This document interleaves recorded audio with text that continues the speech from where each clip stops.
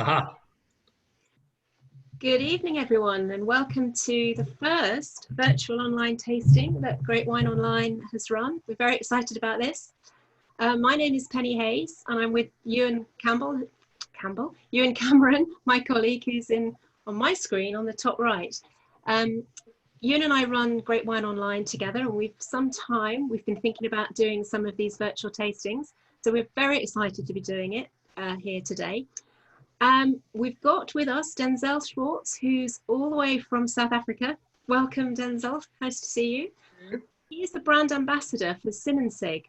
So he's also a qualified sommelier. So Denzel, tell us a little bit about yourself and how you got into being a sommelier and how you came to be working with Simonson.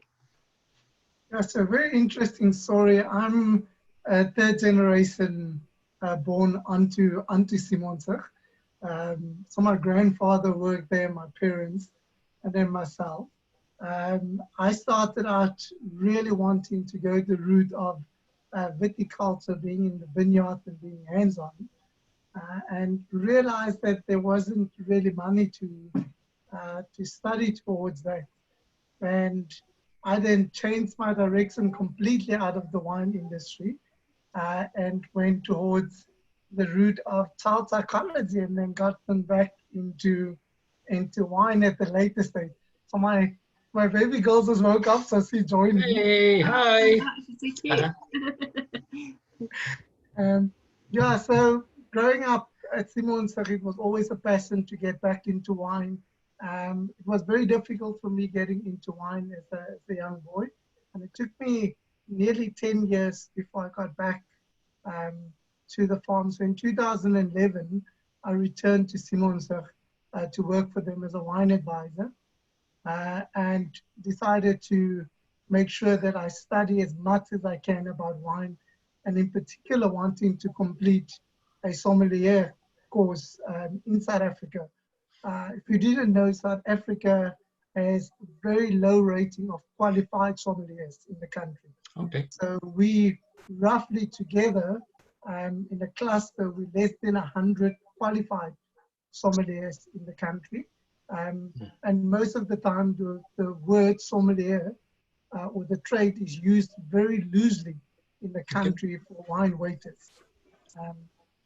So that's how I got into wine, and pretty much very, very happy that I'm at the place where I feel that I'm a part of the family and not just working for the family. The family's been there since 1688, which Yeah. is enough, because we always think of South Africa as being one of the new world countries, but that's not that new. No, not at all. Now I pronounced it incorrectly. I pronounced it Simonson. Tell me how you pronounce it properly. So it's Simonson. Simonson. So it's normally the G, the G at the end. Yeah. Okay, brilliant. So can you tell us a little bit of history about Simonson and a little bit about where it is in South Africa, so we understand and can picture a little bit about the winery there? So Simonson Wines is situated in Stellenbosch, which is roughly about 60 kilometers from Cape Town, central Cape Town. The farm itself already went back to the early 40s. Frans Milan, who is the owner the owner of the property, bought the property from his father-in-law in the 50s. So in 1968 was the first time that we decided to launch a wine or label a wine under the Simonson branding. And that was pretty much due to South African law for wines. Most of the wines were under a cooperative body, and that's how wines were launched in the country until in 1968, when Frans Milan decided to take a different journey by launching a wine with the Simonson branding on. So Simonson was very much a pioneer, not just in the sense of starting the wine route in the country in 1971, but also being the ones to label a wine under their own private label. And we got a lot of slack from the wine industry for doing that. But we endeavored, and now in Stellenbosch itself are more than 100 farms, private owned properties in Stellenbosch itself. So the farm is managed by the Milan sons, which is Francois Milan, who is the MD, but also viticulturist on the property. And his youngest brother, Johan Milan, is head of the winemaking team in the cellar. So he looks after all the cellar production of the wine. What is very interesting about this family is that it's now going into third generation ownership. So Francois' children have joined the farm a couple of years ago, with the one son in marketing and sales and his daughter in financing. And Johan's child, so the winemaker child, have decided to study winemaking. And he had joined the farm now as the head of red wine in the cellar. So our property in total is just over 300 hectares. Of course, we only use 210 hectares on the vines, which we make wine of. And the rest of the property is used for housing of our workers. We have a crèche for all the babies and an after-school facility with teachers that assist all the farm kids that come from school with their homework and feeding them until the parents get back home after their working hours. Fantastic. Great family sense. Can everybody hear me? Yes. Yeah. Can I ask, have any of you visited Stellenbosch? Yeah, Sonia, 1, 2, yeah? Great. So, okay. Well, for those of you who haven't been to Stellenbosch, it is one of the most beautiful places in the world. I don't know if you would all agree with that. For wine, for vine cultivation, it's an absolutely stunning location, and it's quite unique in that you have the confluence of two very different ocean systems there. I guess the Atlantic on one side, the Indian Ocean on the other side. Denzel, what special character does that give to the wines, do you think? Yes, so essentially, if we look at just Stellenbosch itself, it is slightly further away from the sea. Of course, so we tend to have much more tropical sort of climatic conditions coming through. So we're slightly warmer than right on the coast. Yeah. So if you're looking at right on the coast, you're looking at the Constantia Valley, the Durbanville area, which tends to give wines a slightly more higher acid level, more greener fruit. If you come towards Stellenbosch, you tend to pick up a bit more of the tropical fruit characters. In the red wines specifically, we always say we're the Bordeaux of South Africa. So Cabernet Sauvignon quite deeply embedded in Stellenbosch, and that's that lovely black currant, quite savory characters that you get on the red wine, and very full-bodied. So very, I always say, masculine style red wines that we produce in Stellenbosch, and that's a very unique quality of Stellenbosch itself. So great. And the farm itself, I know it's a big fruit producing farm. Do you use all of the fruit yourselves? Do you need to buy more grapes to make your wines? How does that all work? Yeah, so we do about 2,600 tons. That's a lot. That's a lot. For a private owned estate, we could be seen as very commercial. But we do buy in from our neighbors. We get some of the Shenan Blanc from our neighbors. And then further afield, especially for Cap Classique, we go as far as the Jimmel and Arde Valley, because over there you get much better Chardonnays and Pinot Noirs and Pinot Meuniers. So we buy in terms of a grape percentage, it's about 25% of our total volume of grapes we purchase. Okay. So you're up 75% of own production, and that's high by international standards. It is very high. Yeah. Right. You're going to tell us a little bit about some of the other wines later on. Denzel, but I think I don't know about everybody else, but I'm quite keen for us to start tasting. Certainly. So, I've gotten my wines ready on my side. fantastic. Great. So the first one we're going to look at is the white, which is the Sauvignon Semion. Yep.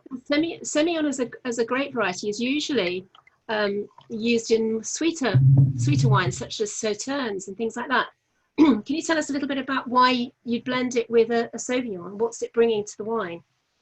So essentially because the Sauvignon Blanc in Stellenbosch doesn't have all of that lovely green fruit, the grassy, the flintiness, the minerality. We wanted to play around with the Semillon just to kind of cut through the wine. And the one thing that we found is that once you use Semillon together with the Sauvignon Blanc, you get this beautiful sort of, I always say on the mid palate, you get this lovely salty or savory characters. And then right towards the end, you get this beautiful tropical fruit coming through the wine.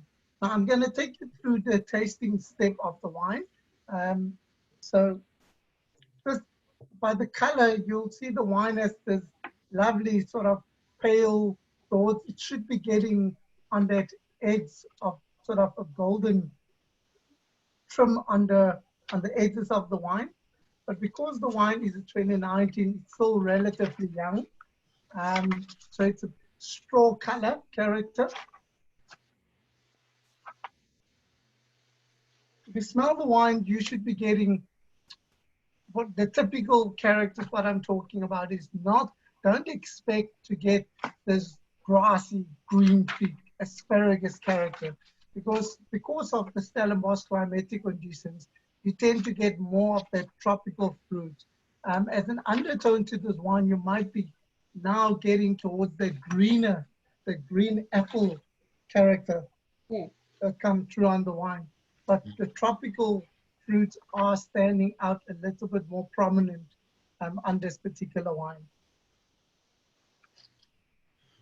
It's quite different to the Marlborough Sauvignon Blancs you get from New Zealand, very different.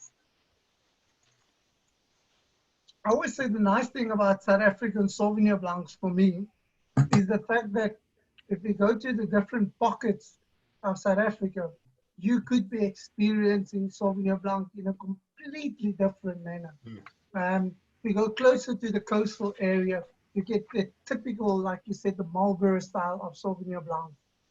That very grassy sort of cat pea tone characters that you get from the New Zealand styles, which make it very distinctive for the New Zealand styles.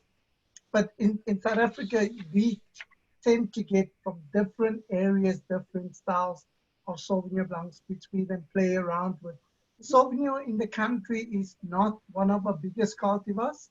Shenan carries a much more bigger percentage of production in South Africa.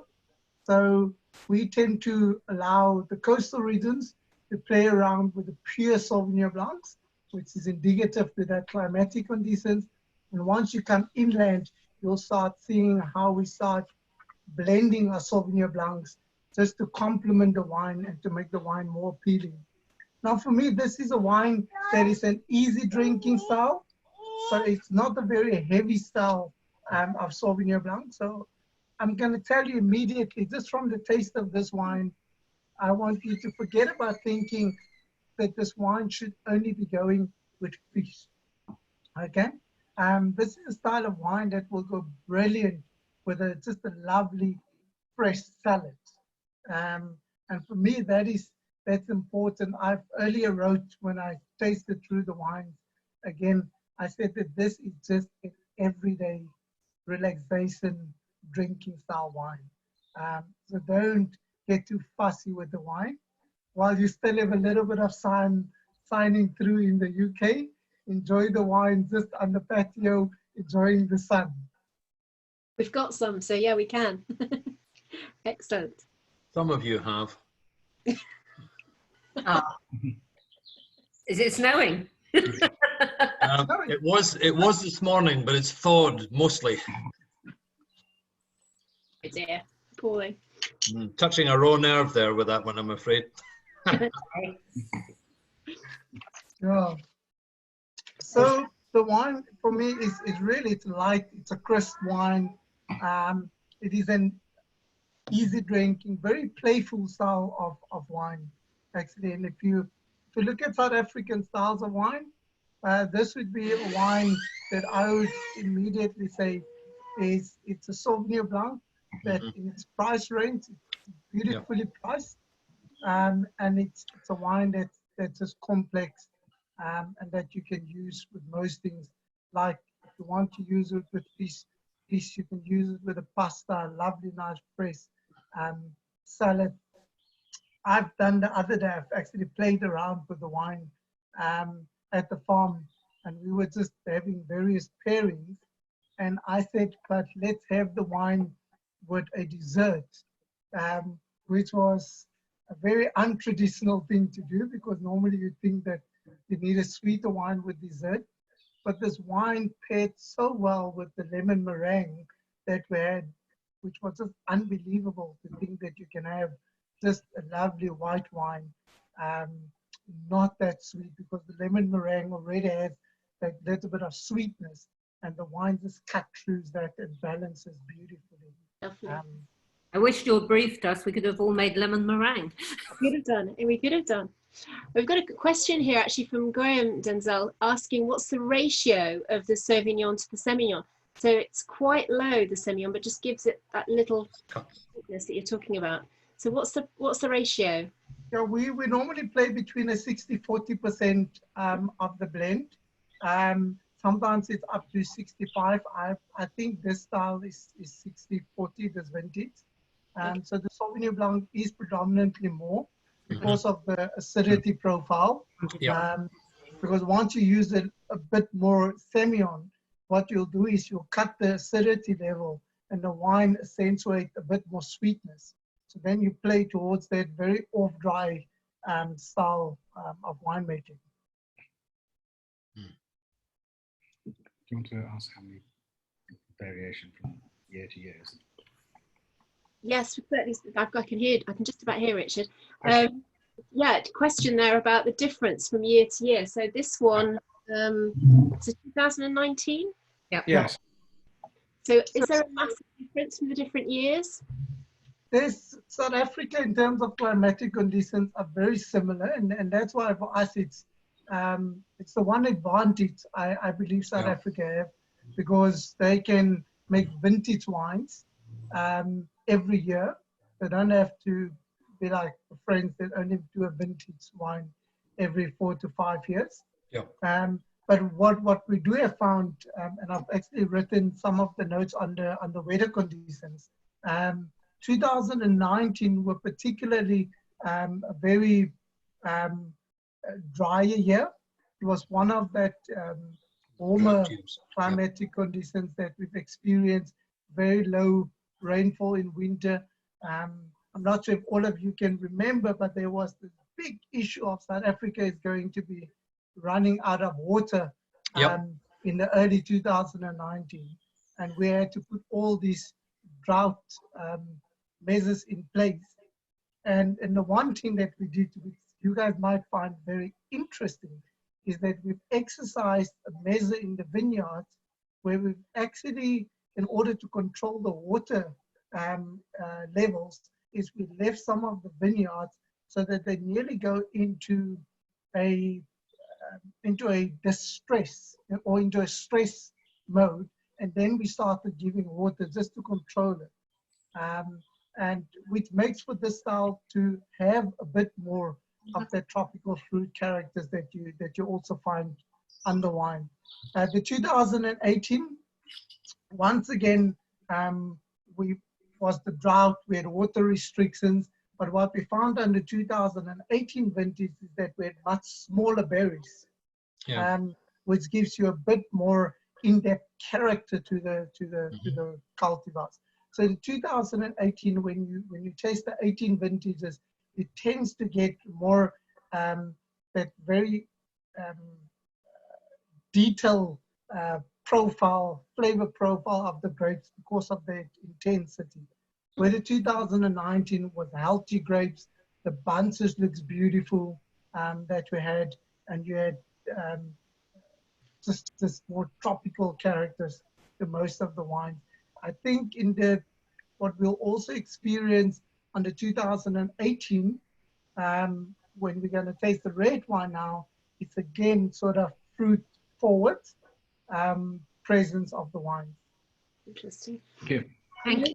And you've just had you're having an amazing season this year. So your wines are always excellent, but going forward, they're going to be even better. Yeah. No, this year we've thanked the gods for giving us really beautiful weather once again.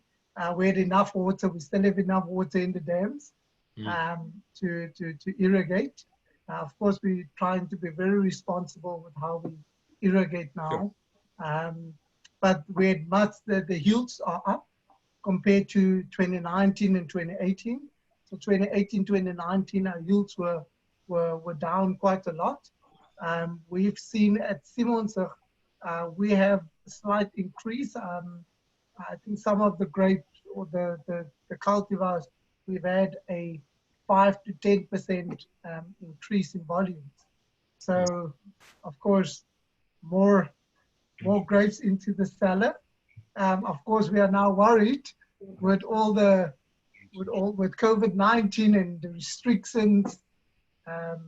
It's very difficult now navigating the cellars and working in the cellar. So we're working under a lot of stress at the moment in the country, because a lot of the processes in the cellar are not qualified as essential.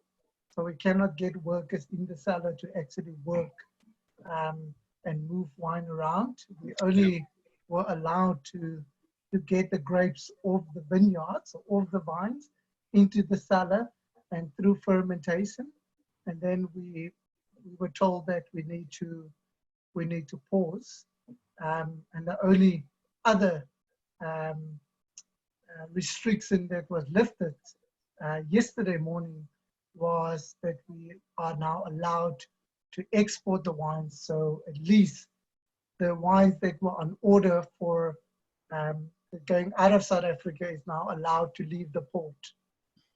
That's great, because we know that we have a number of orders with you for the Shenan Blanc and the Pinotage. I know some of our people that are joining us tonight have actually been lucky enough to get some of the Shenan, but we are waiting with bated breath for that to arrive. So yeah, that's helpful that you were able to give us that update, because we that's great that we've now been allowed to export, because we've got back orders for some of the products. So that'd be fantastic. Whilst we're talking about the Shenan, that would be my white wine of choice from South Africa normally. So could you just give us a little bit of background on that particular wine? And I know some of our customers who are with us tonight have actually got some of the Shenan, as have I.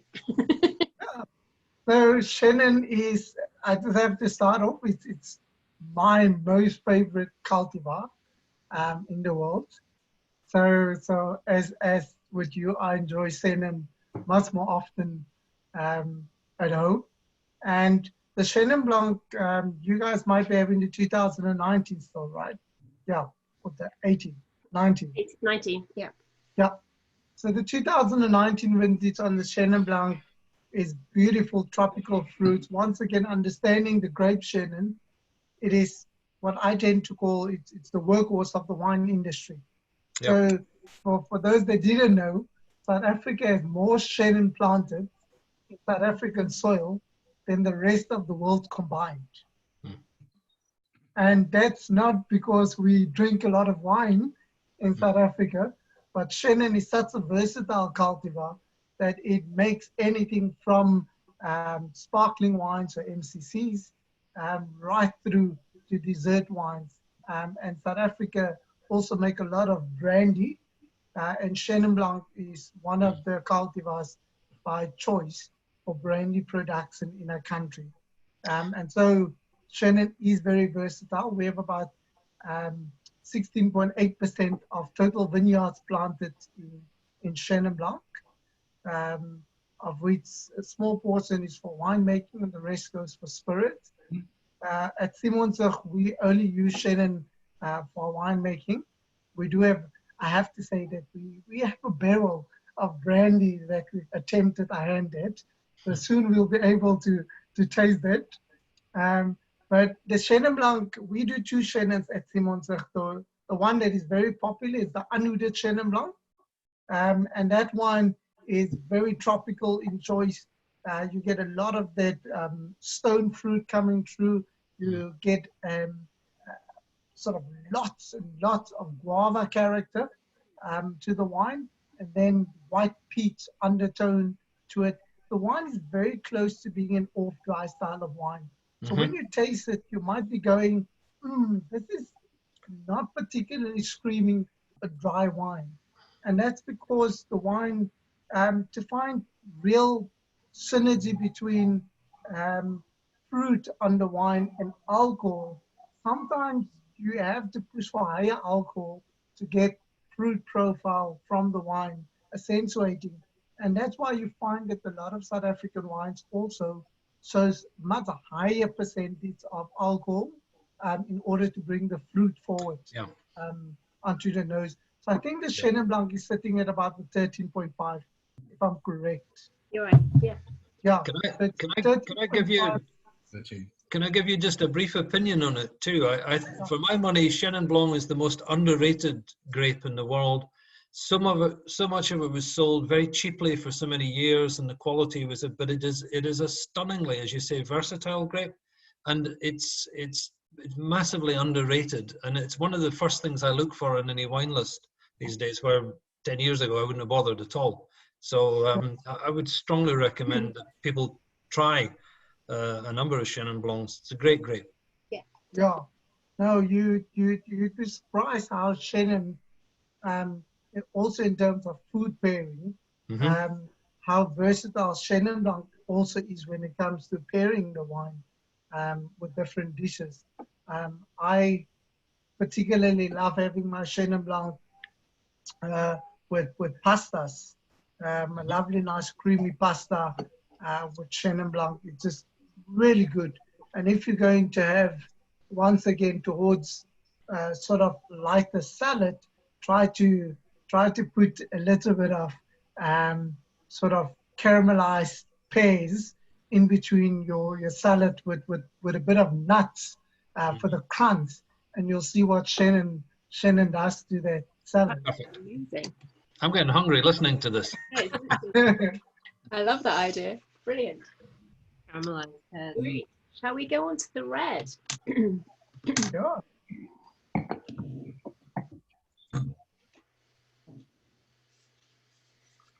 That's one. I don't normally drink in my office, you know. Yeah, right. Don't worry, in South Africa, if you didn't know this, that with the lockdown, they've also decided to ban all the selling of alcohol in the country. So we're not allowed to, all the supermarkets, retailers in South Africa is not allowed to sell any alcohol beverages in the country. So we are now on day 14, and you would be surprising how many calls I received on day 10 to start selling off my personal wines to my friends because they can't get any wine anymore. We're going in the other direction in this country, Denzel. We're trying to kill more people with liver disease than we're getting through coronavirus. It's alcohol consumption is soaring here, although our hospitality industry is dead on its feet. Yeah. Oh, yeah, no. I've said once all this is uplifted, now we essentially have another 9 days left in South Africa before we're supposed to go back to work. I'm not particularly confident that that's going to happen. No. So we might be seeing another couple of weeks. But hopefully, if they do extend it, that they will unban or they will open those restrictions so that at least we Well, can start selling it again. has to be both Let's ways, yeah. cross fingers. Yeah, definitely. If you're going to go back to work, you've got to be able to go back to party, I think. I think that's what we will do. Good. Okay. Great. So the red. Red. Cabernet Sauvignon Shiraz. Ooh, yeah, so this is, for me, our Cabernet Shiraz is a very underrated wine. We see it as in our medium class of wines, but Cabernet Sauvignon coming from Stellenbosch is in high demand. As I explained earlier, climatic conditions, we tend to have a lot of sandstone and decomposed granite in Stellenbosch, which is perfect soils for Cabernet Sauvignon. So you tend to get very or smaller bunches, much more concentrated fruit on the wine. And with Cabernet Sauvignon, the one thing that I like about it, it gives you both color and fruit. So as king of the red grapes, it really does speaks volume. If we just look at the color of the wine alone, you get this beautiful, we look at the center of the wine, very dark center, and under rim, you should be picking up a little bit of that slightly purplish character, which tells you that the wine is still very, very young.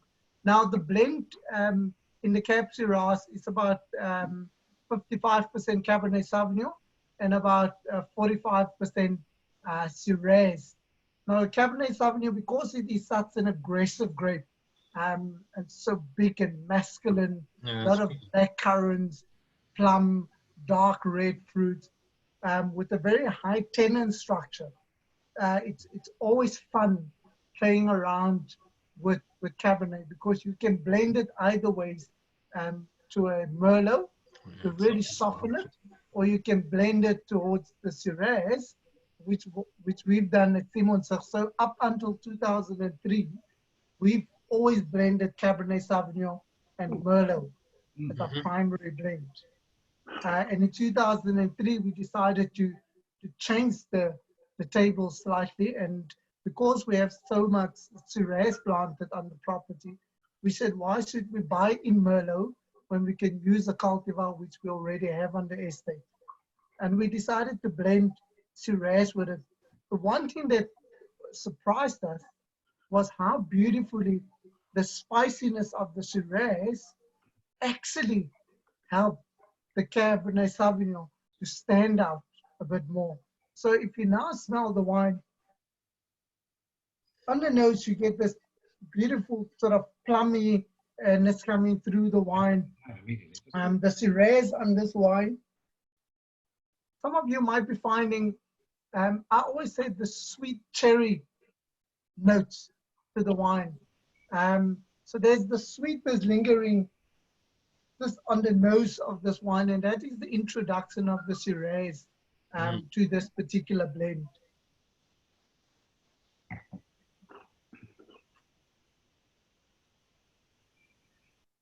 A bit of spice in there. Yeah, on the palate, the wine is not, I would say it's not a very grippy tannin. So it's not a green tannin. It's a much more developed tannin. The wine is lovely round in the mouth. You get this medium to full mouthfeel of the wine. So it's not the light entry level red wine. And just beautifully glancing over the palate, but easy drinking. Once again, we've gone on this style of wine, that the wine is really velvety, it's smooth. It is. Easy drinking. And you imagine if you put Cab Sauv and Shiraz together, you're going to get quite a rough sensation. But that's a very smooth mouthfeel. It's like it's got a Merlot in there. That's nice. Yeah. Interesting. So it's a beautiful blend for me. I always recommend that the Cab Shiraz, even though it has a screw cap on it, that you allow the wine about 2 to 3 years of aging to it. and the wine just really softens up really beautifully and become round in character. Now, this is the style of wine.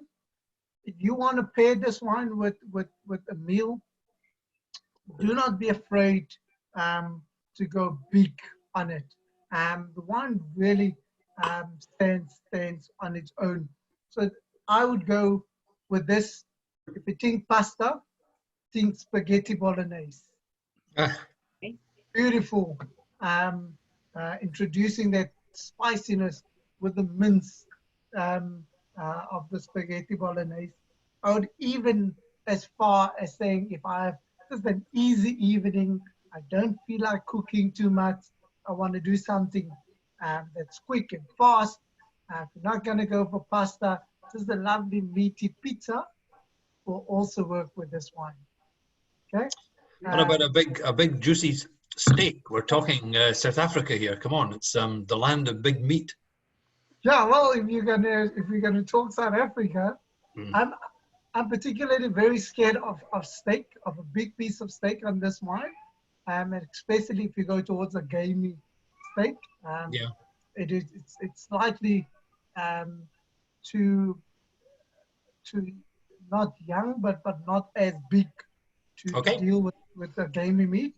But what you can do is you can do a traditional South African braai easily. So if you're just gonna have chicken and you're gonna have sausage onto the grill, the lovely smokiness of that. Anything that's charcoal. Yeah, okay, get that. Okay. It works very well. Yeah. Great. We're doing pizza tomorrow, so that's perfect if there's any left. Sounds great. So of the other red wine you've got in from Simonson is the Pinotage. Now again, that's a grape that we tend to think of as the red grape of South Africa. Again, lovely wine, very spicy, very light. Tell us a little bit about the Simonson Pinotage. Yeah, so the Simonson Pinotage, the style that we sent to you guys, is lightly oaked Pinotage. So the big idea with that Pinotage is that we want to preserve the primary fruit of the grape. Now, Pinotage for a very long time were known as a style of wine that typically will give you banana character. Ooh. Now, I've never found banana and Pinotage in my life. That's a new one on me. Definitely a new one. I've always found that the Pinotage that we have has a lot of red berry characters. One of the predominant characters of Pinotage is the plums or plumminess that the wine gives. So on our Pinotage, you pick up a lot of that plumminess, maybe a bit of black currants as an undertone to the wine. The wine is lovely, round, very easy drinking, but it's a big wine. Easily, if you want to keep it, then you have the proper storage condition on that Pinotage. Anything between about 4 years to roughly about 10 years if you store it properly. Wow. I've tasted some Pinotages that have been 20, 30 years, and the wine still shows beautifully. Now, I know the one thing that people are scared of when it comes to Pinotage is that it is such an underrated, once again, great cultivar. It only really found its real presence in the market in the late 50s, when a young wine of South Africa won as the best international young wine at the wine show. And